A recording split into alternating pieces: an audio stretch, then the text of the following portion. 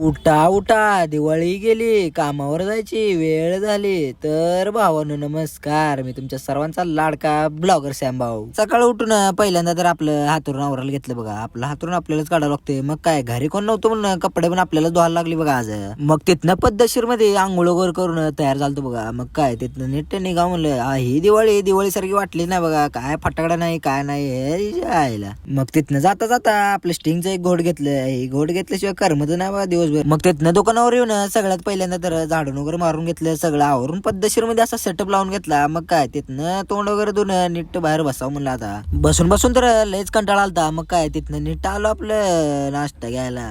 नाश्ता बिष्टा करून झाल्यावर जरा बसावं म्हणलं. तेवढ्यातच काय आठवलं बलून पॅकिंग करायचं होतं. मग काय ते पण पद्धतशीर मध्ये उरकून घेतलं बघा. अजून एक बॅग राहिली होती. मग काय लयच कंटाळा आलता. तेवढ्याच पाऊस सुरू झाला बघा. अरे पावसा भास्कर केला का दिवाळी पण संपली. आता तो काय संपी नाही तिच्या आईला त्याची. तर भावानो या ब्लॉगला करतो इथे जेंड. Bye bye.